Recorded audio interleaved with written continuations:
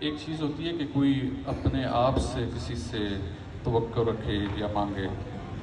اور ایک چیز ہوتی ہے کہ وہ بحکم خدا کسی سے مانگے۔ تو ان دونوں مانگنے کے طریقوں میں فرق ہے۔ حضور علیہ السلام کی ذات اقدس ایسی ذات ہے کہ آپ نے جب اللہ کا دین منوان ہم لوگوں تک پہنچایا تو آپ کسی اجر کے طالب نہ تھے، لیکن اللہ تعالیٰ کو خود اس چیز کا ادراک تھا کہ جن صعوبتوں کو برداشت کر کے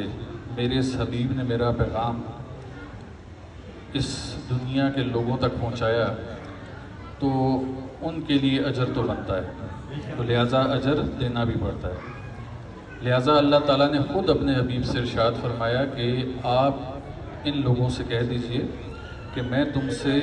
اجر رسالت کے طور پہ، یعنی کہ جو پیغام اللہ کا میں نے تم لوگوں تک پہنچایا، میں اس کے بدلے میں تم سے کوئی چیز نہیں مانگتا۔ یہ کوئی بھی تاریخ ایسی نہیں ہے جو لکھتی ہو کہ حضور علیہ السلام نے کسی سے کوئی گاڑی مانگی ہو، کوئی اونٹ مانگا ہو، کوئی جگہ جائیداد مانگی ہو، کوئی سونے جواہرات کے ذخیرہ مانگا ہو۔ تو آپ کسی ایسے اجر مادی جو اجر تھا اس کے طالب ہی نہیں تھے،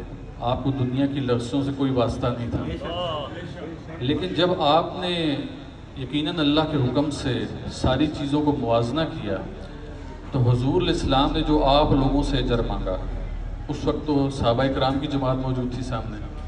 تو ابھی آپ لوگ موجود ہیں، تو جو حضور علیہ السلام نے اس وقت صحابہ کرام سے اجر مانگا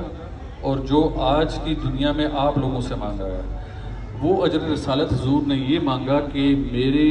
آل سے، میری اہل بیت سے محبت رکھنا۔ سبحان اللہ۔